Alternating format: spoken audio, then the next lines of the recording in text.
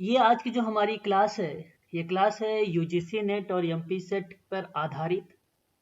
जैसा कि आप सबको पता है भली भांति तरीके से कि यूजीसी नेट का जो एग्ज़ाम है वह 12 जून से स्टार्ट होगा और 22 से 23 या 24 जून तक जाएगा।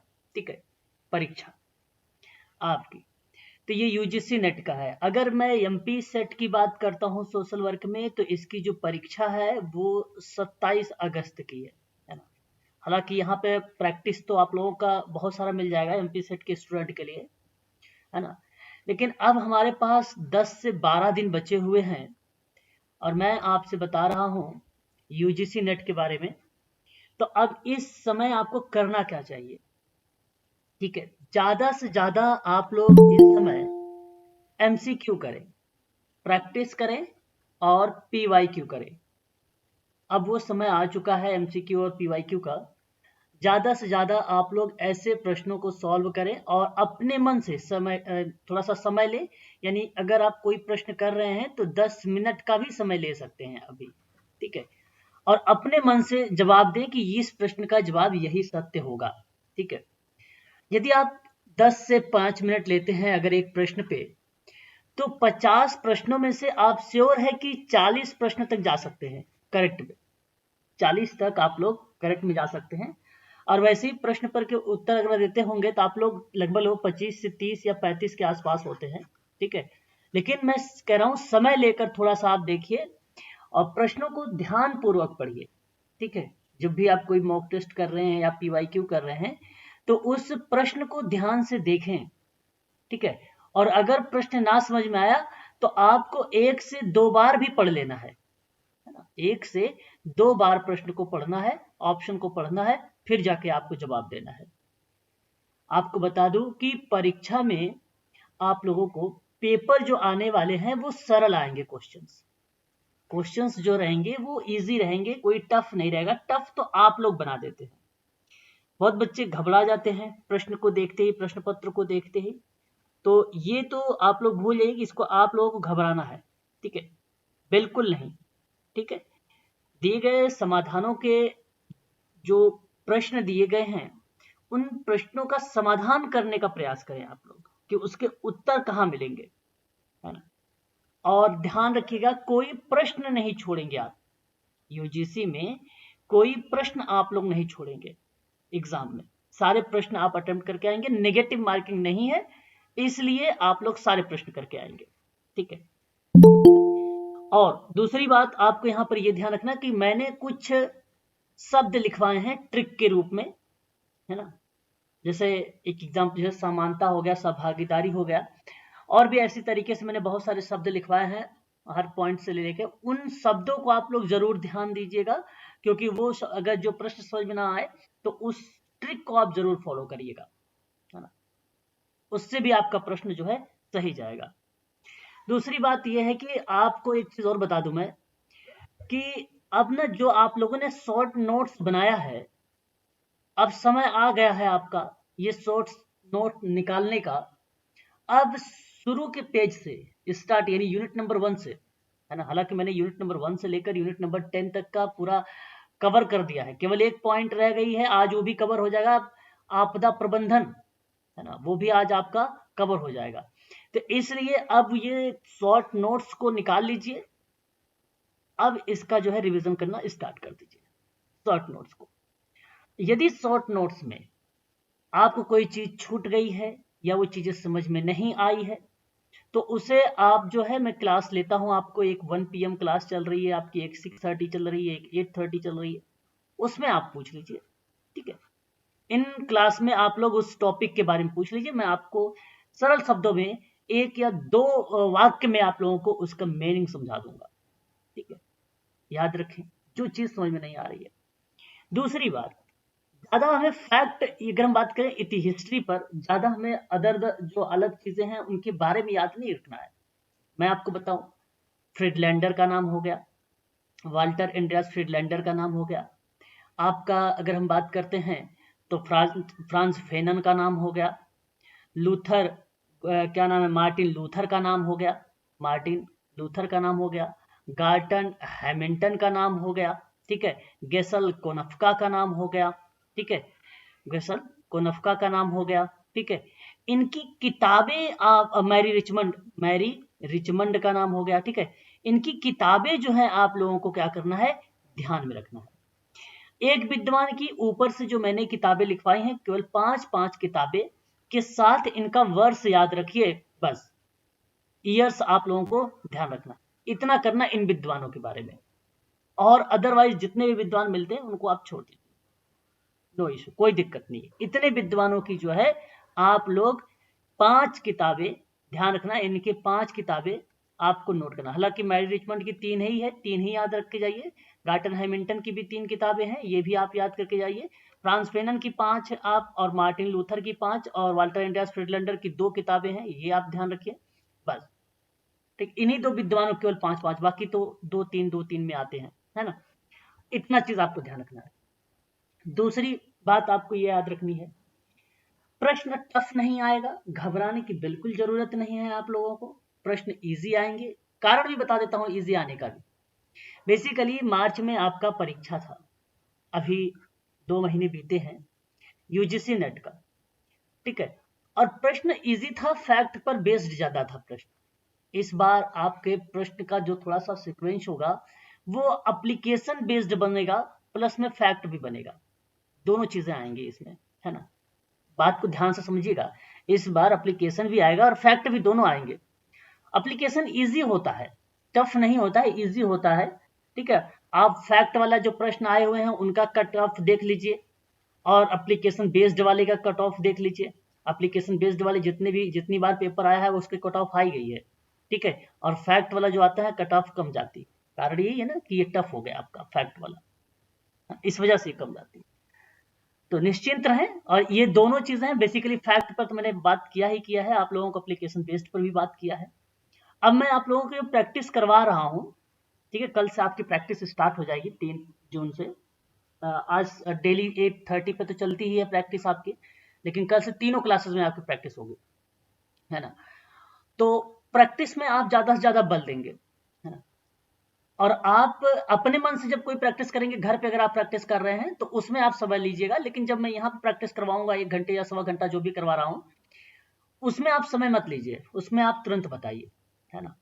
और यदि कोई प्रश्न या उसके अंतर्गत आपको समझ नहीं आ रहा तो आप मुझे बताएं, मैं उसके बारे में आपको बताऊंगा, अच्छे से समझाऊंगा, ठीक है। ये चीज है, टेंशन फ्री रहना है, ठीक है। परीक्षाएं अगर आप टेंशन लेंगे अभी से तो दिक्कत हो जाएगी परीक्षा में भी, प्लस अभी जो दिक्कत होगी वो दिक्कत होगी ही होगी, है ना। इसलिए टेंशन लेने की जरूरत ही नहीं है आप लोगों को, ठीक है। रही बात ये कि देखो कुछ प्रश्न तो ऐसे आते हैं, इतने सरल प्रश्न होते हैं कि ये सभी को पता होगा। जैसे कुछ प्रश्न आते हैं, मैंने आपसे कहा कि चैरिटी ऑर्गेनाइजेशन सोसाइटी की स्थापना कब हुई, ये ऐसे प्रश्न आ जाते हैं। मैरी रिचमंड का किताब का नाम बताइए, ऐसे प्रश्न आ जाते हैं, है ना। ये सरल प्रश्न में रखे जाते हैं, बहुत इजी प्रश्न होते हैं, और ये प्रश्न सभी कर लेते हैं। तो जो सभी कर लेंगे तो उसमें आपका तो काउंटिंग होगी ही नहीं, उसमें क्यों काउंटिंग करना। ये बात को समझ रहे हो ना आप लोग। जो प्रश्न इजी होता है वो तो सब कर लेंगे, उसमें आपको काउंट नहीं करना है कि ये मेरा बहुत अच्छा जो है पेपर जा रहा है, ये नहीं काउंट करना है आपको। काउंट वो करना है जैसे कथन में, कारण, कथन और कारण वाले में, ठीक है। और देखिए, जब आपसे कोई प्रश्न आ जाए और विचार करने के लिए कूट दे दिया जाए, इन वाले प्रश्न में बात को समझिएगा, कथन कारण एक प्रश्न हो जाएगा और एक विचार करने वाला हो जाएगा। एक प्रश्न हो जाएगा विचार के आधार पे ही आपको सीक्वेंस यानी क्रम लगाना होगा, ये तीसरे टाइप का प्रश्न होगा। चौथे टाइप के प्रश्न में याद रखिएगा आप सभी लोग, वर्ष के साथ आपको क्रम लगाना है। वर्ष के साथ हो या दिन के साथ हो, जैसे कभी आपको एक्ट से ले लेता है प्रश्न, कभी कहता है दिवस को ले लेता है प्रश्न, है ना, कि इनके आधार पे लगाइए। कोई एनजीओ के आधार पे कि भाई एनजीओ कब कब आई, किताब ले लिया, किताब कब कब आई, उसके आधार पे लगाइए, है ना। तो उनके आधार पर प्रश्न आता है। ये प्रश्न आपको देखिए, जहां एक तो क्रम वाला बन रहा है, और एक आपका जो है इस तरीके के वर्ष के आधार पर क्रम बन रहा है, और एक विचार वाला बन रहा है, एक कथन वाला। इन पर फोकस करिए आप, ये सरल प्रश्न छोड़ दीजिए, इस प्रश्न पर आप विचार करेंगे। और ये प्रश्न कब आएंगे, कैसे आएंगे, आपको कितने अच्छे से आप तर्क कर सकते हैं, कितने अच्छे से आप तर्क कर सकते हैं, इन चीजों पर ये डिपेंड करता है। सोचिए आप उसके बारे में। तो वर्ष तो मैंने किताबों के बारे में बता दिया है, दिवस भी आप लोगों को बता ही चुका हूँ। रह गया है एक्ट। एक्ट भी आपको जल्द ही बता दूंगा, एक साथ लेकर आ रहा हूँ एक्ट और एक कार्यक्रम, मतलब आपको पता होगा प्रोग्राम वगैरह, उसको लेके आ रहा हूँ। तो आप आसानी से जो है इसको कवर कर लेंगे। और मैंने ऐसा कोई चीज नहीं छोड़ा है, सारी इंपॉर्टेंट जितनी भी चीजें थी मैंने आप लोगों को करवा दिया है, उसी में से आने वाला है सवाल। उसके बाहर से कोई प्रश्न नहीं आएंगे कि अगर आप सोचें कि उसके बाहर से कोई प्रश्न आ जाए, ऐसा कुछ नहीं होने वाला है। ठीक है, तो जो भी प्रश्न आएंगे वो आपको कराया गया है, उन्हीं में से आएंगे। और ये देख लीजिएगा, पेपर दे के आएंगे भी और कहेंगे कि हाँ सर वही पेपर वही आया था, उसी के इर्द गिर्द आता है। प्रैक्टिस करेंगे ना, आपको वो चीजें सारी समझ में आ जाएगी, है ना, उसी के इर्द गिर्द आता है। ध्यान रखिएगा, लीना डोमिनल्ली का नाम हो गया एक, ध्यान रखिएगा रोथमैन का नाम हो गया आपका, मुर्रे जी रॉस का नाम हो गया आपका। ठीक है, ये उन विद्वानों के नाम बता रहा हूं जो बार बार रिपीटेड होते हैं। बेवरिज रिपोर्ट हो गया आपकी, है ना, बेवरिज रिपोर्ट हो गया। ठीक है, इनके बारे में आपको देखना। TISS हो गया, ठीक है, जनरल हो गए आपके। ठीक है, ये आपको ध्यान रखना, ये तो बहुत महत्वपूर्ण टॉपिक है, बिंदु है। ये तो श्योर है कि आप लोगों को इस बार भी प्रश्न में ही देखने को मिलेंगे, इसमें कोई दो राय नहीं है। ठीक है, ये लोग आते रहते हैं हमेशा सोशल वर्क के। 2023 के जो प्रश्न है, इसको आप बहुत अच्छे तरीके से करके जाइएगा। जो 4 ऑप्शन हैं 2023 वाले के, इन 4 ऑप्शन को जरूर पढ़ के जाइएगा आप सभी लोग, क्योंकि इन्हीं ऑप्शन से एप्लीकेशन बेस्ड प्रश्न बनाए जाएंगे। देखिए, जैसे कि अगर मैं आपसे एक बात बताऊं, अगर मैंने आपसे कहा कि आप चलिए क्वेश्चन पेपर बनाइए, तो आप एक काम करते हैं कि जो प्रीवियस ईयर का क्वेश्चन होता है, मान लीजिए आप मेरे स्कूल या NGO या कॉलेज में आ गए, अब मैंने आपको दे दिया कि आप पेपर तैयार करो, तो आप क्या करोगे, पिछला जो ईयर का क्वेश्चन पेपर होता है उसको आप उठाते हैं और उसी के आधार पर आप प्रश्न बनाते हैं, है ना। अब ये भी ध्यान रखिएगा कि UGC नेट सोशल वर्क का एक ही व्यक्ति पेपर नहीं बनाता है। सपोज आज मैंने बनाया 2023 में, तो 2024 में मैं नहीं बनाऊंगा। या मान लो मैंने 2022 में बनाया है तो 2023 में नहीं बनाऊंगा। 2023 का अगर मार्च का पेपर बनाया हूं तो जून का पेपर नहीं बनाऊंगा। बात समझ रहे हो ना आप लोग। तो अलग अलग जो है वो आते हैं, पर्यवेक्षक आते हैं, वो क्वेश्चन पेपर तैयार करते हैं। और जब वो तैयार करते हैं तो पिछला पेपर देखते हैं। यही रीजन है कि वो रिपीट हो जाता है। अभी अगर आप मेरे को दे देंगे तो मैं थोड़ी ना वो क्वेश्चंस दे दूंगा कि रिपीट हो जाएगा। मुझे मालूम है कि मैंने पिछली बार वो दिया था, इस बार बदल कर दूंगा, है ना। तो मैं क्वेश्चन पेपर भी लेकर साथ में बैठूंगा, मैं दूंगा ही नहीं पहली बार। तो इसलिए आप ये अनुमान लगा सकते हैं कि अलग अलग व्यक्ति के द्वारा बनाया जाता है। तो 2023 का जो प्रश्न होगा, ध्यान रखेंगे, ये मार्च की मैं बात कर रहा हूं। इस प्रश्न की जो 4 ऑप्शन है ये जरूर आप लोग देखिएगा, बहुत ही अच्छे से देखिएगा, क्योंकि मैं इसे हाल ही में करवाना स्टार्ट करूंगा। मैं सारी चीजों के बारे में बताऊंगा भी आप लोगों से, फैक्ट आपको दूंगा, है ना। ये चीज है। अच्छा, रही बात ये कि आप लोग जैसे कुछ बच्चे हैं इसमें से कह रहे हैं कि भाई उनको कुछ यूनिट्स नहीं मिल पा रही है। देखिए, जो मैं आप लोगों को वीडियो का लिंक देता हूं, ठीक है, बेसिकली एक सोशल वर्क, अगर आप देखेंगे तो एक सोशल वर्क क्लासेस करके एक चैनल है मेरा, सोशल वर्क रोहन करके लिखा होगा, है ना, ये एक चैनल है। और एक जो चैनल है वो मास्टर क्लासेस है ना, मास्टर क्लासेस है। तो मास्टर क्लासेस पे जो ज्यादातर वीडियोस हैं वो पब्लिक हैं, है ना, ज्यादातर वीडियो पब्लिक है। लेकिन जो हिडन या जो प्राइवेट की गई है वो सोशल वर्क रोहन वाले पे की गई है। क्योंकि इसका जब मैं लिंक दूंगा इस चैनल का या वीडियो का, तभी आप वो देख पाएंगे।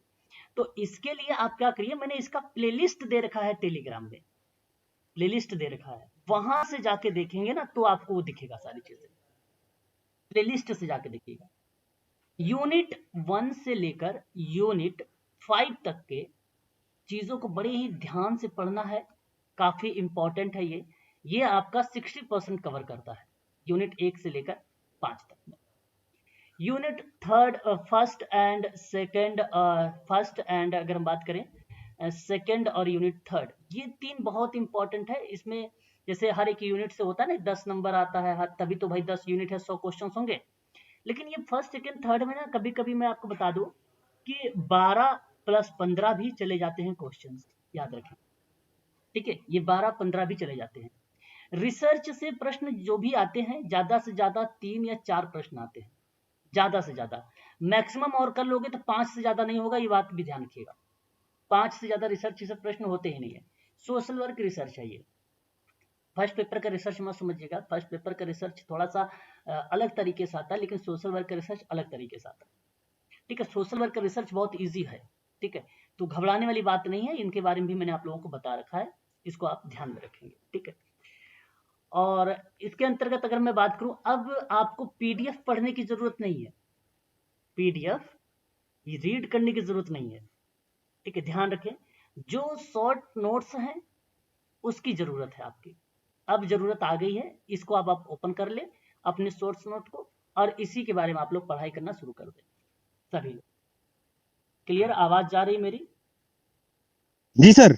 जी सर। ठीक है, हाँ सर। हाँ, ये चीजें आप जरूर ध्यान में रखेंगे। और एक बात और, देखिए, प्रश्न को ना, अगर कोई प्रश्न आपको समझ ना आए, उस प्रश्न को 2 से 3 बार पढ़ें और अच्छे से पढ़ें। प्रश्न की जगह आप अपने आप को रख लीजिए। जैसे मैं अगर कोई प्रश्न पढ़ता हूँ कि कोई पर्यावरण आंदोलन के बारे में पढ़ना है, या कोई फैक्ट के आधार पे, या कोई एप्लीकेशन बेस्ड के आधार पर प्रश्न पूछना है, तो आप अपने आप को रख लिया करो प्रश्न में। तो आप अपने नजरिए सोचा करो कि आप करोगे क्या, प्रश्न का पैटर्न बनेगा। यदि प्रश्न के पैटर्न में नहीं शब्द यूज हुआ है, नॉट शब्द यूज हुआ है, तो आपको इसी के आधार पर सोचना है, नॉट के आधार पर। यदि नॉट शब्द यूज नहीं किया गया है तो आप प्रश्न के आधार पर सोचें। ज्यादातर प्रश्न सकारात्मक होते हैं, ज्यादातर प्रश्न क्या होते हैं, सकारात्मक होते हैं, है ना, ये बात ध्यान रखिएगा। और जब आपको विचार करने वाली बात होती है तो नॉट और बजाय शब्द यूज करता है, नॉट और बजाय शब्द यूज करता है। तब यही प्रश्न पर थोड़ा सा आपको रुक के उस पर जवाब देना। प्रश्न इजी है। अभी आज शाम को 8:30 क्लास करूंगा, ठीक, आप यही प्रोसेस को फॉलो करें, है ना, हमेशा मोटिवेट रहें, ठीक है। और देखिए, सफलता तो मिलती है, जो संघर्ष करेगा उसी को सफलता मिलेगी। समय कम है, इस समय अब आपको एकाग्र होकर सभी प्रश्नों को पढ़ने की जरूरत है। सभी तो एक टॉपिक या एक फैक्ट आ रहे हैं उसको पढ़ने की जरूरत है ना, रट्टा मारने की जरूरत नहीं, कोई चीज़ रट्टा मत मारो, ठीक है, रट्टा मारने की बिल्कुल भी जरूरत नहीं है। अब आप लोग पेपर 1 है कि पेपर फर्स्ट मैंने पहले ही बता रखा है, वो उसको भी थोड़ा सा आप लोग फॉलो करें। अब यूजीसी नेट में जैसे ही आप कंप्यूटर में बैठेंगे, मैंने बताया भी आप लोग आप सेकंड पेपर करिएगा। कारण मैंने बताया भी आप लोगों को कि अगर नेट हो या जेआरएफ हो, चाहे आपका सेकंड पेपर ही करता है, फर्स्ट पेपर नहीं। फर्स्ट पेपर तो कोर होता है, और जो पेपर कोर होते हैं आप समझ सकते हैं कि वो सामान्यतः रूप से पूछा जाता है तो मॉडरेट लेवल का या माइल्ड लेवल का पेपर होता है ना, माइल्ड या मॉडरेट लेवल का पेपर होता है कोर पेपर, क्योंकि वो कॉमन है ना सबके लिए। और जो सेकेंड पेपर आपके हो उसमें पकड़ बनाइए, क्योंकि ये आपका सेकेंड पेपर। तो सबसे पहले आप स्क्रीन से हमारा कंप्यूटर सीखे, तो आप सेकेंड पेपर को क्लिक करिए, इसको करना शुरू, इससे आपका ही फायदा होगा, आपका ही इसमें फायदा होगा। सही तरीके से आप सब चीज़ों को कर भी पाएंगे और माइंड उसमें सक्रिय भी रहेगा, क्योंकि पहले आप मोटिवेट होने की जरूरत है। सपोज मान लो एक दो प्रश्न आपकी शुरुआत में गलत हो, आपको समझ नहीं आया, आपने काफ़ी गलत कर दिया, शिक्षा लगा दिया, ऐसे आप नहीं बैठे हुए उस शिक्षा में, आप जैसे कई और स्टूडेंट भी यही प्रोसेस वो भी कर रहे हैं जो आप कर रहे हैं, वो भी वही काम कर रहे हैं जो आप, तो घबराने की जरूरत नहीं है, उस पर आप आगे बढ़े। दूसरा प्रश्न उससे विचार कंटिन्यू लगातार, अगर एक दो प्रश्न आपको नहीं आए, बिल्कुल घबराने की जरूरत नहीं, बिल्कुल टेंशन का स्ट्रेस लेने की जरूरत नहीं है, तनाव में आने की जरूरत नहीं है, कोई बात नहीं। 2-3 प्रश्न कंटिन्यू छोड़ दीजिए, स्किप करके आगे बढ़िए अगले सवाल की बात। और ध्यान रखें, सरल प्रश्न को आप काउंट बिल्कुल नहीं करेंगे, सरल प्रश्न तो आप बिल्कुल निराश हो जाइएगा, इतना सरल प्रश्न आ जाए। सब जो प्रश्न आपको दिक्कत करने लगे समझ जाना कि वो प्रश्न सबके लिए है और सभी को दिक्कत है। अब लड़ाई वही प्रश्न से है कि आप उस प्रश्न को सही कर पा रहे हैं, उस प्रश्न को सही कर पाएंगे। केवल आपको पॉजिटिव तरीके से प्रश्न के बारे में समझना है। प्रश्न अगर सही तरीके से आप समझ जाएंगे तो उत्तर उसका, और यदि प्रश्न नहीं समझ में आ रहा तो 2 से 3 बार पढ़ो, समझ लेंगे, कोई दिक्कत नहीं। सरल वाले प्रश्न में तो आप कर लेंगे 2 सेकंड में, वहाँ कवर हो जाएगा वो। तो तीनों टाइप के माइल्ड, मॉडरेट और जो है इजी, तीनों टाइप के प्रश्न। बात समझ में आ रही है आपको? जी सर। तो इस तरीके से आप जो है क्वेश्चनों को करना शुरू करेंगे, पेपर करना स्टार्ट करेंगे, और घबराने की बिल्कुल भी ज़रूरत नहीं, और निकल जाएगा, क्वालिफाइड होंगे आप, है ना, क्वालिफाइड होंगे। लेकिन जब उन चीज़ों को आप सही तरीके से पढ़ेंगे। अब देखिए मैं बताऊं आपको, कोई भी सोशल वर्क का पेपर, अगर कोई भी एग्ज़ाम आप कर रहे हैं तो आप सोचिए जरा एक बार, क्या कोई 1 महीने में, सपोज मान लो 1 महीने में एग्ज़ाम थोड़ी ना क्रैक करता है। 1 माह की पढ़ाई है, वो भी यूजीसी नेट का, 2 माह की पढ़ाई भी यूजीसी नेट का, नहीं क्रैक करता है ना। इसके लिए आपको अथाह नॉलेज होनी चाहिए, जानकारी होनी चाहिए, यूजीसी नेट का क्या पूछेंगे, कब कौन सा क्वेश्चन या आप विभाग तरीके से रूबरू है, ये बताने की जरूरत है। इसलिए कंटिन्यू लगातार लगे रहना है सोशल वर्क में। इस समय आप लोग ज़्यादा से ज़्यादा ग्रुप में भी डिस्कशन कर सकते हैं, किसी टॉपिक को ग्रुप में डिस्कशन करें, इसमें जानकारी मिलेगी आपको। किसी टॉपिक पर बातचीत करो, अच्छे से अपने विचारों को रखो वहाँ पर, इससे ये पता चलेगा आप सोच किस तरीके से। डिस्कशन जरूरी है, प्रत्यक्ष रूप से पढ़ने की जरूरत है। जैसे ही कोई चीज़, चाहे 12 बजे रात को, चाहे 1 बजे रात, यदि कोई प्रश्न आपके मन में उठा या कोई प्रश्न ग्रुप में आ गया तो उसको तुरंत जवाब दो। यदि आप उसमें समझ लिए, गूगल करो, किताबें उठाओ, नोट्स उठाओ, उसको देखो, रात की बात बनता रहो, उस समय तुरंत देखो। ये वादे नहीं रखना है आपके लिए, कल देखिए इसके वादे इस समय आप तुरंत पढ़ेंगे। सोशल वर्क के बारे में पढ़, केवल नाम है कि सोशल वर्क। एक बार जो इस तरीके से बोलता है उसको बोले, एक बार पोस्ट करके देखे, सारी किताबें उठा के दे देना उसको, जिसको पढ़ के जरा दिखाए, तब पता चलेगा उसको सोशल वर्क कहने लगे, करके दिखाने की जरूरत है। ये चीज़ें हैं तो आप लोग जितने वीडियोस में मैंने IMP करके बोला है कि ये इंपॉर्टेंट बिंदु है, इसको डबल ट्रिपल स्टार लगाया है, गौर करिएगा उस प्रश्न पर।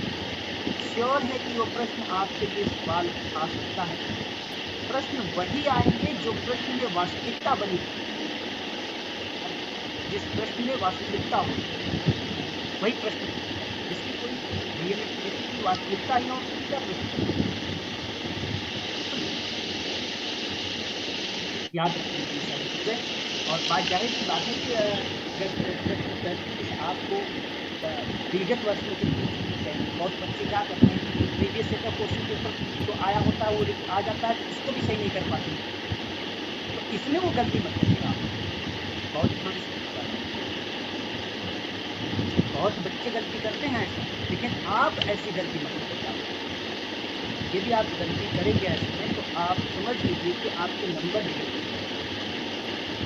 से क्या नंबर डिडक्ट हटाना नहीं, नंबर को बढ़ाना। प्रश्न सब इजी आएंगे, प्रश्न कोई टफ नहीं, ये श्योर है।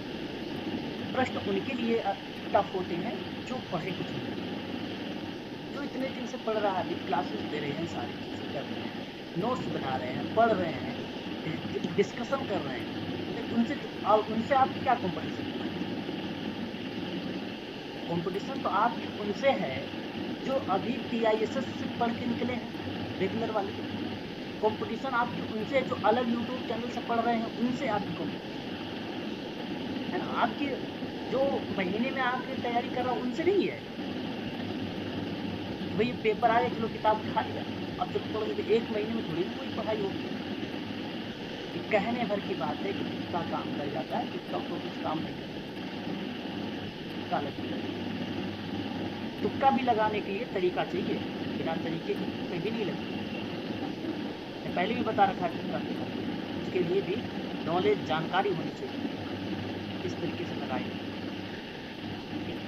चलिए आप बताइए मुझे, अगर आप लोगों को कोई चीज़ पूछना है तो आप पूछिए, मैं बताता हूँ आपको। 5 मिनट का टाइम देता हूँ आप लोगों को। अब आप म्यूट होकर आप मुझसे पूछ लीजिए, फिर मैं क्लास को स्टार्ट करूँगा। बताइए राकेश जी सर। आरती मैडम। मतलब सर आप हमको मतलब वो ना जो हमने नोट्स वगैरह बनाए हैं अभी आपके कहने पे वही पढ़ना हमको, दूसरा कुछ बिल्कुल, बुक्स वगैरह अब नहीं पढ़ना। वही, अब वो समय आ गया है सर, अब वो घड़ी आ चुकी है। परीक्षा के लिए जी रिवीजन करना जी वो टाइम आ चुका है। रिवीजन के दौरान कम से कम 90 मिनट में 5 से 15 मिनट का ब्रेक आप अवश्य लेंगे। बात को ध्यान सुनिए, रिवीजन के दौरान कम से कम, रिवीजन 90 मिनट का होना चाहिए और उनमें 5 से 15 मिनट का ब्रेक लेंगे। और यह इस बात पर निर्भर करेगा कि आप कितने समय में या कितने समय से पढ़ रहे हैं। लेकिन 90 मिनट्स अगर होते हैं तो सबसे एक वैज्ञानिक विधि बता रहा हूँ, ये वैज्ञानिक विधि है कि 90 मिनट रखा गया है ना। और थोड़ा सा एक्सरसाइज करें, 5 मिनट टहल वहल लें उसी रूम में, दिमाग थोड़ा सा आराम मिलेगा उसको, और जो है तरोताज़ा महसूस आपको होगा, तो फिर आप किताब कॉपी को उठा लीजिए। लेकिन एक बार पढ़ेंगे तो 90 मिनट ज़रूर बैठिएगा, 1.5 घंटे, यानी 1 से 1.5 घंटे ज़रूर बैठिएगा। और वही चीज़ 2-3 बार पढ़ो ना नोट्स, 2 से 3 बार पढ़ो, 4 बार पढ़ो, 5 बार पढ़ो दिन में। शॉर्ट नोट्स किस लिए बनवाया है? इसीलिए बनवाया है ना, इसीलिए बनवाया है। सर सोशल वर्क रोहन वाला सर टेलीग्राम में लिंक नहीं दिख रहा है सर इसमें। सोशल वर्क रोहन नहीं, उसमें वो तो सर पब्लिक है ना। व्हाट्सएप ग्रुप में सर लिंक डाल दीजिए सर आप हाँ, उसका। वो पब्लिक है, संदीप कुमार सर, वो पब्लिक है, वो उसमें नहीं मिलेगा। वो आपको जो बनाया गया है एमपी सेट और यूजीसी नेट करके, उसमें मिलेगा सर, है ना, उसमें लिंक मिलेगा। नमस्कार सर। जी नमस्कार।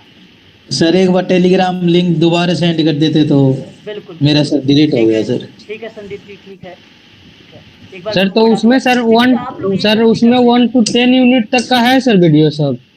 जी अभी आपको मैं, देखिए एक मैं लिंक आपको प्रोवाइड करा दूंगा, उसके बाद चैनल पर जाएंगे, विजिट करके, एक तरफ वीडियो लिखा होता है, एक तरफ कम्युनिटी लिखी होती है, फिर प्लेलिस्ट लिखा होता है। इसमें आप लोग जाते नहीं हैं, इसमें थोड़ा सा जाया करें कि प्लेलिस्ट में देखिए कौन कौन सा प्लेलिस्ट बनाया गया है, थोड़ा इसमें जाके आप थोड़ा सा ऑब्जर्व करें, देखें उसमें कौन कौन सी वीडियो है। इस पर क्लिक करेंगे तो बहुत सारी वीडियो मिलेंगी, आप वहाँ पर जाके ओके सर अभी लिंक भेज देता ना, एक बार से चेक कर लेता, ज्वाइन होता हूँ या नहीं। हाँ नहीं बिल्कुल बिल्कुल, मैं अभी संदीप जी निश्चिंत रहें, है ना। अभी मैं आपके ग्रुप में ही एक टेलीग्राम का लिंक डाल देता हूँ, आप लोग जो बच्चे बच गए हैं वो बच्चे भी उसमें ज्वाइन हो जाएंगे, ठीक है, कोई जी दिक्कत सर। नहीं।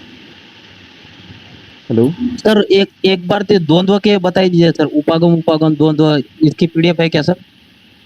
अप्रोच की हैं, उपागम के पीडीएफ हैं, ठीक है। ऐसे में भी आपने बड़ा अच्छा चीज़ कहा, मैं एक क्लास रखूँगा भी कि बच्चों को जो है जितनी भी चीज़ें आती हैं, है ना, तो उसके बारे में भी बात करूँगा कि भाई क्या है। जैसे इन्होंने एक टॉपिक उठाया संघर्ष का, तो जो संघर्ष इनका कहना है कि मानसिक जो संघर्ष होता है उसके टाइप में पूछा कि उपागम उपागम से, परिहार परिहार से, उपागम परिहार से। कर्ट लेविन ने 1940 में दिया था सर।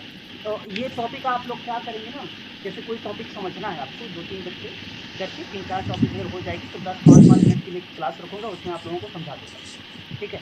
एक क्लास वो भी मैं चलाऊँगा। सर एक क्लास सम्मेलन की ओर ले लेना सर, मोटी मोटी। सम्मेलन तो बड़ा ईजी है, 4-5 है, महिलाओं का सम्मेलन है, आप उसे ध्यान जरूर रखे जाइएगा, है ना, वो भी है, लेकिन महिलाओं वाला सम्मेलन है, उसको आप जरूर ध्यान में रखे जाइएगा। एक सवाल सम्मेलन का भी है, तो वो महिलाओं वाला सम्मेलन, अभी मैंने आपको एक क्वेश्चन करवाया था, उसमें बताया था पूरा ब्रीफ में, ये जरूर आप लोग ध्यान रखे जाइएगा। बीजिंग में, नैरोबी में, कहाँ कहाँ पे हुआ है, ये सारी चीज़, ठीक है।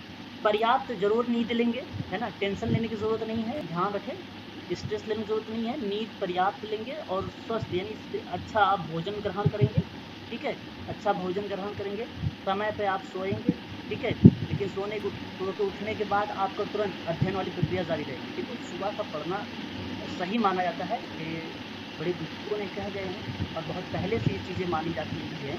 तो मैं आपसे कहूँगा कि अगर समय मिले तो आप सुबह में 4 o'clock 5 o'clock उठिए और 1 घंटा ज़रूर आप थोड़ा सा नज़र डालें, है ना।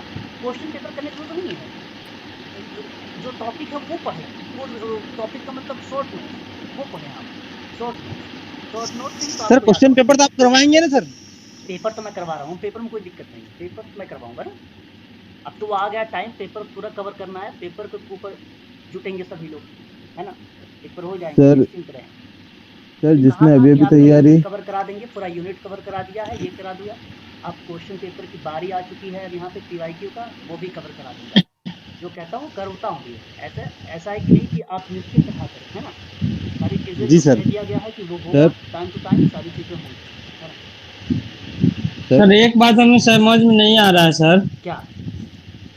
सर हम यूनिट 7 से सर ज्वाइन किए हैं, उसके पहले वाला सर नहीं है सर मेरे पास। यूनिट 7 से आप ज्वाइन किए हैं, उससे पहले आपका यूनिट 1 से लेकर 6 तक क्या नहीं है? वीडियो नहीं है कि पीडीएफ नहीं है, क्या नहीं है? वीडियो नहीं है सर, वीडियो नहीं है, पीडीएफ है।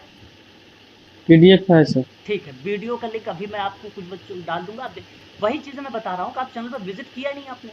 मास्टर सोशल वर्क वाली क्लासेस पे मैं लिंक जो दे रहा हूँ आप लोगों को, उस पर जाके विजिट करें, उस लिंक के जरिए वहाँ उनको मिलेगा, है ना।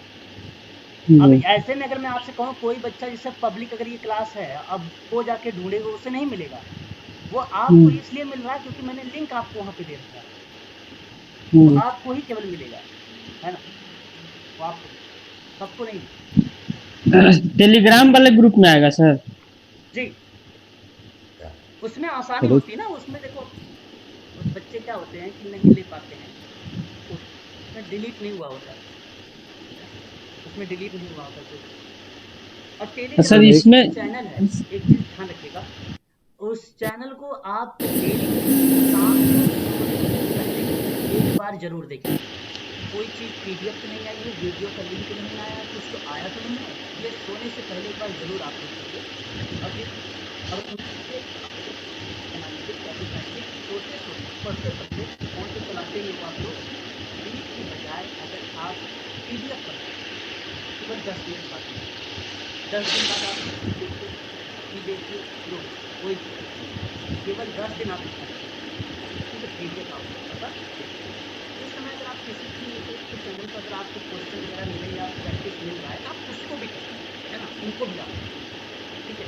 ग्रुप में कोई डिस्कशन सर करना चाहता है तो आप उनको डिस्कशन भी आप, सर इम्पोर्टेंट पीडीएफ आप व्हाट्सएप ग्रुप में डाल दिया करिए ना सर, ज्यादा अच्छा रहता सर उसमें।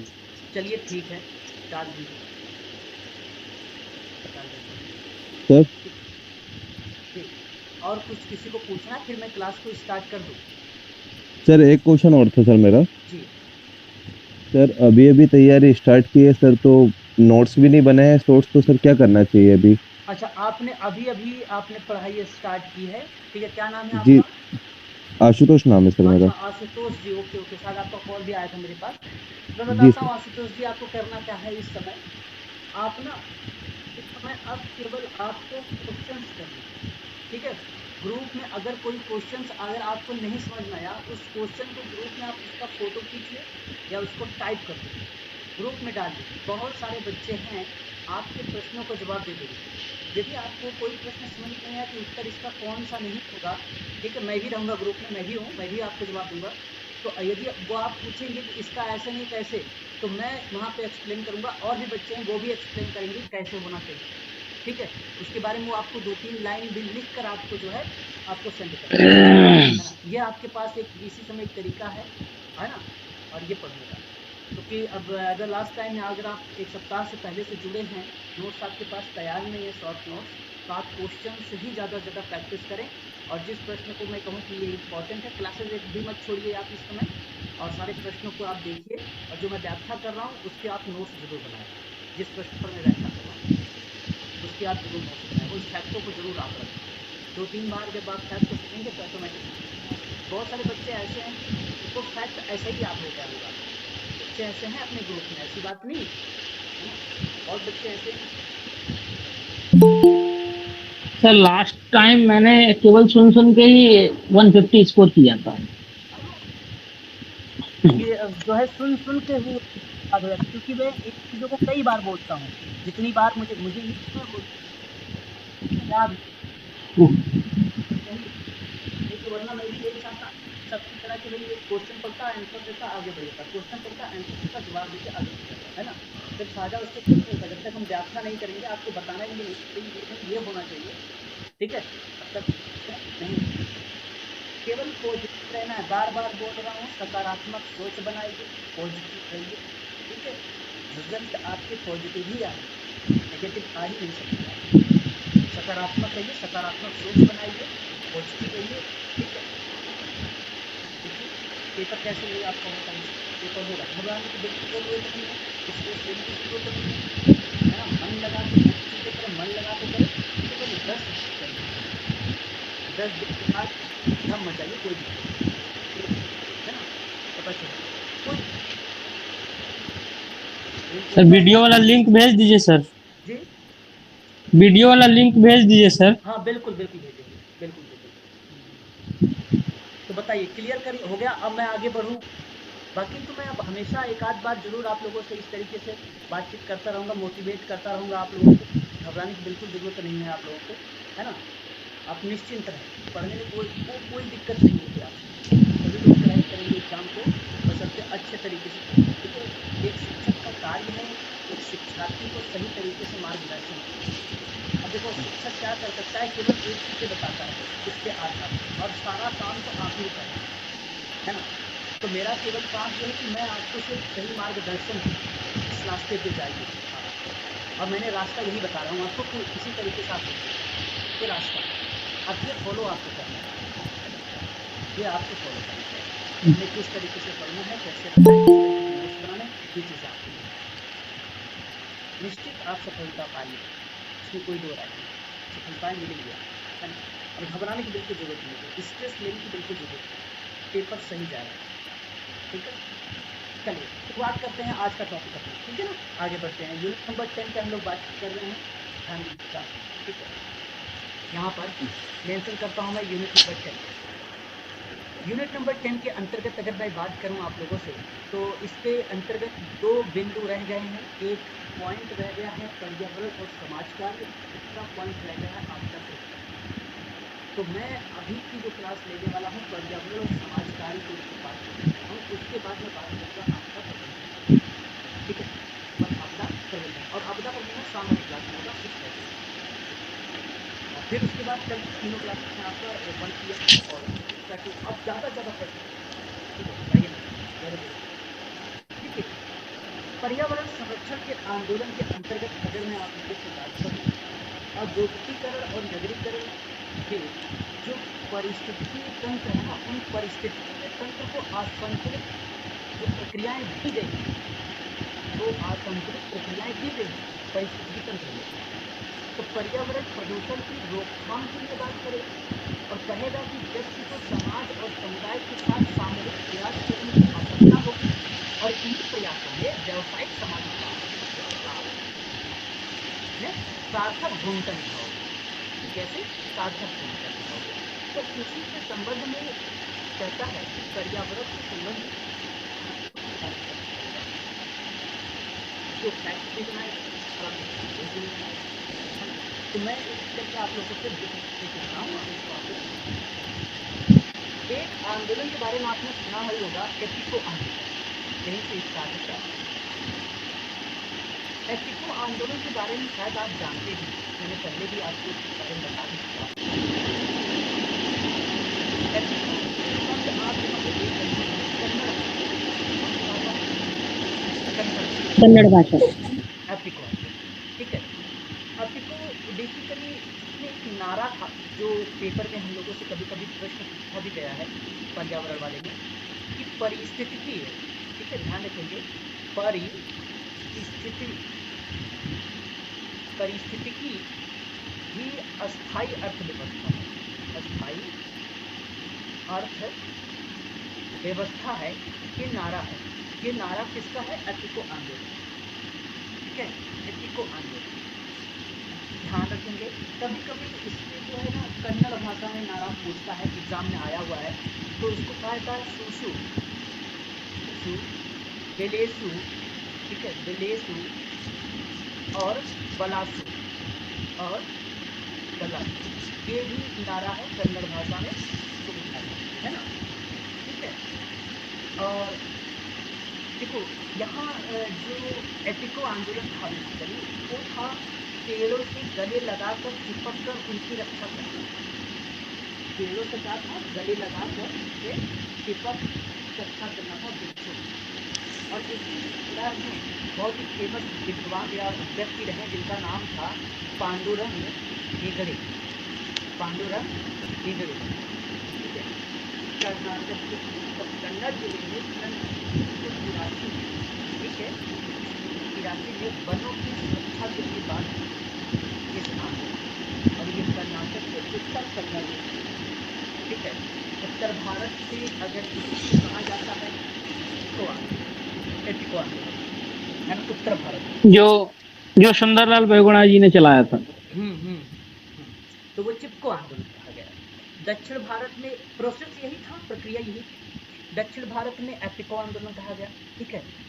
बेसिकली महजूद जो वन है उन क्षेत्रों का संरक्षण करना है। देखो सिंपल सी बात है, मैं आंदोलन की बात कर रहा हूँ ना, आप देखो किस तरीके से सोचना, मैं किस तरीके से सोचता हूँ वही चीज़ आपको बता रहा हूँ।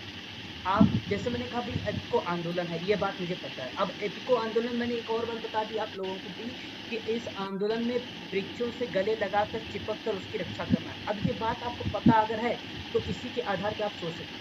मैं एक बात ये पूछ सकता हूँ आप लोगों को कि महजूद जो वन है उनके क्षेत्रों का संरक्षण करना है, करेक्ट बात है, ठीक है। फिर उसके बाद अगर हम बात करें खाली भूमि पर वृक्षारोपण करना है, प्राकृतिक संसाधनों को ध्यान में रखकर उसका सदुपयोग करना है, ठीक है। ये बेसिकली क्या होता है, ये एपिको आंदोलन का एक प्रकार से उद्देश्य है, बड़ा ही सिंपल होता है, बहुत ही सरल इसका उद्देश्य, ठीक है। तो ये चीज़ें आपको ध्यान रखना है। हिंदी में बेसिकली बचाओ बढ़ाओ और काम लाओ, इस तरीके का नारा भी एपिको आंदोलन में देखा गया है, ठीक है। बचाओ बढ़ाओ और काम लाओ, ठीक है। ये चीज़ें आपको चलिए, तो यहाँ आप सबको ये स्पष्ट हो गया होगा। अब हम अगले बिंदु पर बात करते हैं और आगे आपने एक नाम सुना होगा बिश्नोई के बारे में, सभी लोगों ने सुना होगा है ना, बिश्नोई आंदोलन। अब बिश्नोई आंदोलन की बात अगर मैं कर रहा हूँ आपसे, बड़ा ही अच्छा बिश्नोई समाज वही है ना जो काले धन की पूजा करता है। हाँ बिल्कुल बिल्कुल बिल्कुल बिल्कुल आप कह सकते हैं। देखो बिश्नोई उत्तर भारत में ना एक प्राकृतिक प्रेमी पंथ है। राजस्थान राज्य और सीमावर्ती राज्य जैसे पंजाब और हरियाणा है, तो उसी वहाँ पर ही बेसिकली ये जो जम्भोजी एक महाराज, इन्हीं के द्वारा जो है ये आंदोलन लाया गया है। देखिए अगर आपसे सवाल करें कि बिश्नोई आंदोलन को निम्न में से किस विरोध में शुरू किया गया था, तो बेसिकली ये विरोध किया गया था वृक्ष काटने के लिए, वृक्ष काटना के संबंध में जो किया था। और सन 1970 की बात करें, वहाँ वृक्षों के काटने के खिलाफ बिश्नोई आंदोलन शुरू किया गया, जब पंच की एक सदस्यता सर अमृता देवी 1970 थोड़ी ना सर, ये 1730 है सर 1800 के आसपास का है। नहीं 1730 है। हाँ सर वही तो सर 1730 है। हाँ, यह आंदोलन 1730 है, ठीक है, याद रखेंगे इसके बारे में, ठीक है। तो संत जम्भोगी ने इन्होंने क्या किया, इस आंदोलन का नेतृत्व किया और इस आंदोलन में अमृता देवी बिश्नोई ने अपने 3 पुत्रियों सहित वृक्षों की रक्षा के लिए जान दे दिया और राजा के द्वारा वृक्षों को काटने के आदेश को वापस लेने पर यह आंदोलन भी क्या हो गया, समाप्त हो गया, ठीक है। तो याद रखिएगा अमृता देवी ने खिजड़ी वृक्ष जो है पेड़ है, उन पेड़ों को काटने के विरोध में 362 यानी 362 अन्य बिश्नोई लोगों को बलिदान देने के लिए प्रेरित किया था। ये आंदोलन बिश्नोई आंदोलन बड़ा फेमस रहा है। तो एपिको आंदोलन प्लस में बिश्नोई आंदोलन, दोनों आंदोलन के बारे में आप ध्यान दीजिए, काफ़ी इम्पोर्टेंट। बाकी और आंदोलन पर आप शांति। जैसे मैं बात करता हूँ आगे, एक आंदोलन आता है आपका चिपको आंदोलन। अब ये आप सभी लोगों को पता होगा। चिपको आंदोलन बेसिकली चलाया गया था 1970 1976, और ये चलाया गया था उत्तराखंड जिला में चमोली, ठीक है। और नेतृत्वकर्ता जो थे उनका नाम था चंडी प्रसाद भट्ट थे, और सुंदरलाल बहुगुणा थे, ठीक है। और गौरा देवी। हाँ, बहुगुणा थे। अब ध्यान से मेरी बात को, ये जो चिपको आंदोलन था बिश्नोई आंदोलन से बड़ा प्रेरित था, ये है ना, बिश्नोई आंदोलन से प्रेरित चिपको आंदोलन। और यह आंदोलन जो है भारत के उत्तराखंड राज्य के चमोली जिले के गोपेश्वर नामक एक स्थान है, वहाँ पर स्टार्ट हुआ था 1973, ठीक है। और इसी आंदोलन का नेतृत्वकर्ता में इन दोनों लोगों की भूमिका हमें देखने को मिलती। और इस आंदोलन में सर्वाधिक संख्या में महिलाओं ने भाग लिया था। सबसे ज़्यादा अगर बात किया जाए महिलाओं ने भाग लिया गया तो इसी आंदोलन में लिया, चिपको आंदोलन। सर गौरा देवी इसकी मेन थी सर, जो स्टार्टिंग तो उसने गौरा देवी नाम की एक अनपढ़ महिला थी सर, उसने की थी सर स्टार्टिंग इसकी। हाँ, गौरा देवी की इसमें भूमिका देखने को मिली है, ठीक है। यहाँ पे भी आप चाहो तो इसके बारे में ध्यान रख सकते हो, चिपको आंदोलन से संबंधित गौरा देवी, ठीक है। तो हम ये बात भी इनके संबंध में याद रख सकते हैं। गौरा देवी इनका विरोध किया और पेड़ों की रक्षा करने के लिए अभियान चलाया, और इसी कारण गौरा देवी जो है चिपको ओमैन के नाम से जानी जाती है। चिपको ओमैन कौन कहलाती हैं? तो गौरा देवी कहलाती है ना। ये भी आप चाहो तो ध्यान में रख सकते हो, ठीक है। जिनके साहस ने चिपको आंदोलन को परिभाषित किया और एक जीवित प्रतीक थी, है कि नहीं? देखो, ठीक है, ये बात आप लोग ध्यान रखें गौरा देवी के बारे में भी थोड़ा सा, ठीक है। अच्छा, और इसके अंतर्गत आप ध्यान रखिएगा, ये ठीक है, क्या बता रहा, वृक्षों के चिपक कर उसकी रक्षा की, वृक्षों से चिपक कर इसकी रक्षा की। उसके बाद आपने एक नाम और सुना होगा, शांति घाटी आंदोलन के बारे में।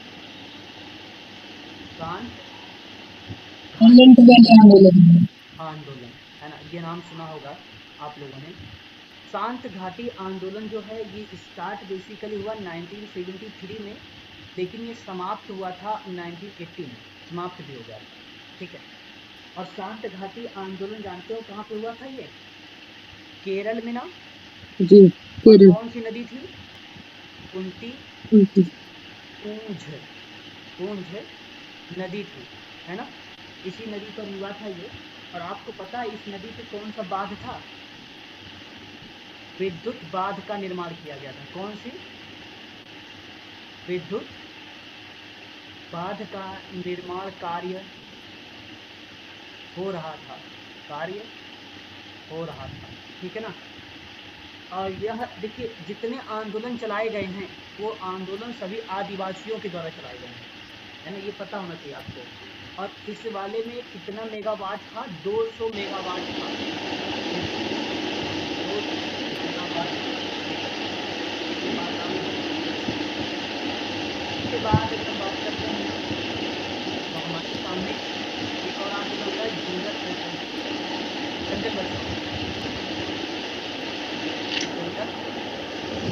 बचाओ आंदोलन। क्लियर? ये कब हुआ था? 1980। वर्तमान में अगर मैं बात कर रहा हूँ आप लोगों से तो पहले तो वर्तमान झारखंड में हुआ, है ना। और तत्कालीन में अगर हम बात करते हैं तो बिहार, क्या तत्कालीन में बिहार और उड़ीसा की सीमावर्ती क्षेत्रों में यह आंदोलन चलाया गया। हुआ क्यों था?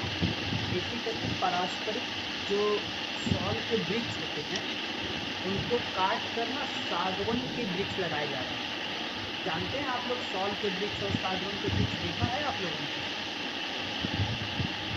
ने? जी सर, देखे हैं। अगर नहीं देखा है तो गूगल करके देख लीजिएगा, ठीक है। सर झारखंड में बहुत है ना। सरहुल का त्योहार उसी मनाया जाता है सर। हाँ, बिल्कुल बिल्कुल सही। तो बेसिकली क्या था क्या चीज सर इसमें था? सॉल के वृक्ष को काट कर, हाँ, सागौन के वृक्ष लगा रहे हैं। सागौन के लगा।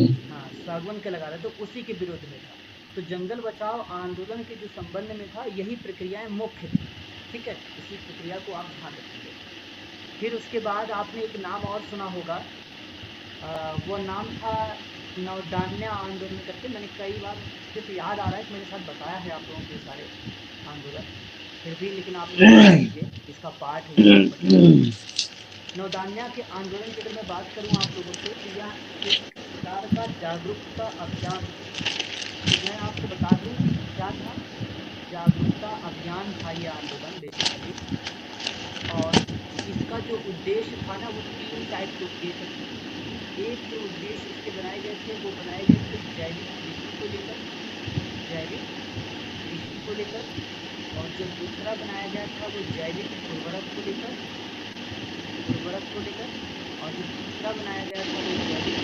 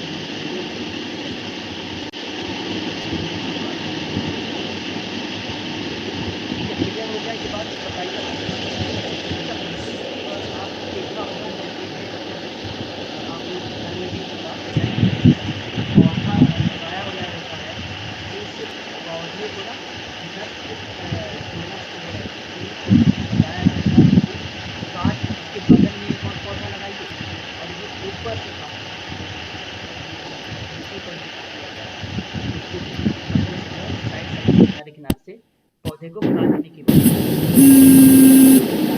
खराब करने की बात नहीं की गई थी, और एक दूसरे से जोड़ने की भी बात हुई थी इसके अंतर्गत। नर्मदा बचाओ आंदोलन तो नाम तो सुना ही होगा आप लोगों ने, खूब आता है पेपर में अपने सोशल वर्क में ये। जी सर, मेधा पाटेकर। हाँ, ये ध्यान रखेंगे, काफी इंपॉर्टेंट है। देखो अब मैंने बताया ना इंपॉर्टेंट है ये, तो इसका मतलब ये है कि ये पेपर में आ सकता है ना, तो थोड़ा सा ध्यान रखो आप लोग, क्योंकि देखिए मैं पेपर करवाता रहता हूँ और मुझे थोड़ा बहुत ये अनुभव या आइडिया मिल जाता है कि प्रश्न जो बनते हैं वो किस तरीके से बनाए जाते हैं, और प्रश्न भी एग्जामिनर ऐसा क्यों देगा कि यही नर्मदा बचाओ ही आंदोलन देगा। बेसिकली मैं आपको बता दूं कि यह आंदोलन 1989 में शुरू हुआ, और इसकी भूमिका बाबा आमटे, मेघा पाटेकर, अरुंधति रॉय, ठीक है, ये तीन लोगों का नाम इसमें देखने को मिला। और ये स्टार्ट बेसिकली एमपी से हुआ था, गुजरात तक में हुआ था, ठीक है। अब इसका जो मध्य प्रदेश में था ना वो जल का भराव था, ये मध्य प्रदेश में क्या था, जल का भराव था। अब ये पानी तो गुजरात वाले के पास जा नहीं पा रहा था, बांध ऐसा बनाया गया था, तो भाई इसको यहाँ पे हम कह सकते हैं जल का अभाव था, और जल का अभाव कहाँ था, गुजरात में था। तो नर्मदा नदी पर बनाए गए थे एक बांध के विरोध में यह आंदोलन चलाया गया था, है ना, यह आंदोलन जो है चलाया गया था। तो इसलिए आप ध्यान रखेंगे कि अगर आपसे पेपर में सवाल भी हमसे पूछा जाए, ठीक है, कि भाई जल का अभाव, जल का भराव किस राज्य में था, नर्मदा बचाओ आंदोलन के तहत बात करता है तो आप लोग बता दीजिएगा मध्य प्रदेश और गुजरात, ठीक है, नर्मदा बचाओ आंदोलन, ठीक है। इतनी बात स्पष्ट हो गई है तो बताइए एक बार आप लोग थोड़ा सा। जी सर। सर क्वेश्चन कैसे बनेगा? बांध कौन सा था वो, आपने नाम सुना है सरदार सरोवर बांध? जी सर। जी सर, सुन। देखो सरदार सरोवर परियोजना का उद्घाटन हालांकि अभी हाल ही में अगर हम बात करेंगे तो कई प्रधानमंत्री लोगों ने किया है, लेकिन ये नर्मदा नदी पर ही ये बांध बनाया गया था, है ना, नर्मदा नदी पर ये बांध बनाया गया था, सरदार सरोवर बांध बनाया गया था, ठीक है। और मैं आपको बता दूं कि ये जो है 1.2 किलोमीटर लंबा है। 2017 में बांध की ऊंचाई बढ़कर जो है 138 मीटर कर दी गई, है ना, इस बांध की। और यह भारत का तीसरा सबसे ऊंचा और कंक्रीट बांध माना जाता है, नर्मदा नदी पर सबसे बड़ा बांध के रूप में जो है इसी को जाना जाता है, ठीक है। तो सरदार सरोवर बांध भारत भारत में गुजरात का नौगाम के पास केवड़िया में नर्मदा नदी पर बनाया गया ये है एक बांध, नर्मदा नदी पर, है ना। तो नर्मदा नदी पर सबसे लंबा बांध कौन सा है? सरदार सरोवर। सरदार सरोवर बांध, है ना। ये बात ध्यान रखेंगे आप सभी लोग, भूलिएगा मत। सर ये स्थान क्या नाम क्या बताया था सर आपने, कहाँ पे है ये सर आपका गुजरात में है। गुजरात में कहाँ स्थान का? की सीमा को जो है टच करता है, ठीक है। नोट करना है तो नोट कर लीजिए आप एक बार। ये जो है गुजरात के एक नौगाम के पास एक केवड़िया है, उनमें जो है नर्मदा नदी पर एक गुरुत्व बांध है या कंक्रीट बांध है ये, है ना, गुजरात के। ठीक है, क्लियर हो गया? ठीक है, आगे बढ़ते हैं और भी चीजों के बारे में बात कर लेते हैं थोड़ा सा, ठीक है। उसके बाद एक आपने सुना होगा मैत्री आंदोलन, जानते हैं मैत्री आंदोलन? किसको पता है? नहीं सर। मैत्री का मतलब क्या होता है? हाँ सर, इसमें वो वर्ग के वधु के घर पे जाके सर वो पौधा लगाने की पौधा लगाना होता था। हाँ, मैत्री का मतलब अगर हम बात करते हैं तो मैत्री का माँ का घर। माँ का घर, माँ का घर यानी मायका, माँ का घर यानी मायका। और ये मैत्री आंदोलन कहाँ था? उत्तराखंड में। कहाँ था? उत्तराखंड में। नेतृत्वकर्ता कौन थे इसके? बहुत फेमस व्यक्ति, कल्याण सिंह रावत। चलाया गया था ये 1994। 1994। तो जैसे नव दंपत्ति से बेटी और दामाद ये जो है ना एक पौधा लगाया जाता है और उसकी देखभाल किया जाता है, मैत्री आंदोलन इसी में ये है, ये संबंधित है। इसमें बेटी के नव दंपत्ति जीवन के अवसर पर वृक्षों को नया जीवन प्रदान किया जाता है, इसलिए इसे मैत्री आंदोलन के अंतर्गत रखा जाता है। ठीक है, इसलिए इसको यहाँ पे रखा जाता है, ये चीज आप ध्यान रखिए। ठीक है, चिपको ये 1994 में स्टार्ट हुआ था सर जी, ये 1994। बिल्कुल 1994 में चलाया जाता है। तो कर जवाब जी सर। फिर उसके बाद आपने एक नाम सुना, चिल्का आंदोलन का नाम सुना? चिल्का आंदोलन कितने लोग जानते हैं? चिल्का आंदोलन सर इसका जी सर।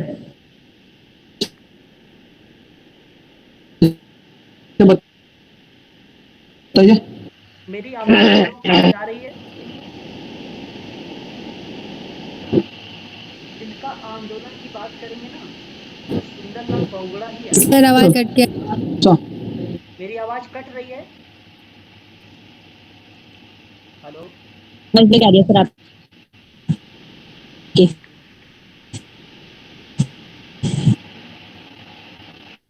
ये ध्यान रखेंगे। और जो है चिल्का आंदोलन में, सॉरी चिल्का आंदोलन में नहीं, इस आंदोलन में सुंदरलाल बहुगुणा का नाम नहीं आएगा।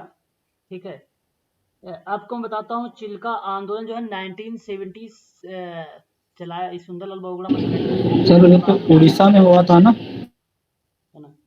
ये 1977 और 78 में चलाया गया था चिल्का आंदोलन।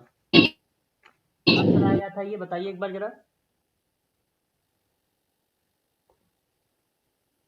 बताइए तो सही। 1977। 1978। 1977 और 1978 में 77। चिल्का आंदोलन चलाया गया।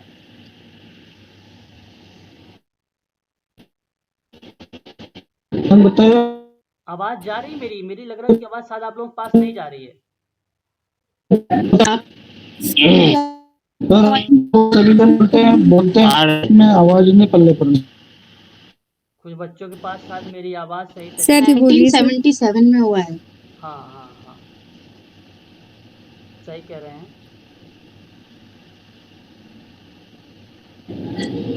ऐसा करते हैं ना, जो है क्लास वीडियो भेज दीजिए सर। हाँ वीडियो भेजिए भेज सर। देते हैं। ये जो बचा सर ये किसने चलाया सर आंदोलन? जन लोकपाल विधेयक आंदोलन, निर्भया आंदोलन जो बच गए हैं, इन आंदोलन का और इनका तथ्य और क्रमानुसार में लगाकर शाम को 6:30 वाली क्लास में आपको बता दूंगा। और वहीं मैं आप लोगों को फिर आपदा प्रबंधन भी स्टार्ट कर दूंगा। और 8:30 पर आपका PYQ चल ही रहा है, आप लोग जानते हैं 2019 का कवर हो चुका है, ठीक है। अब हम लोग बातचीत करेंगे 2019 के जून वाले पेपर, ठीक है, शाम को।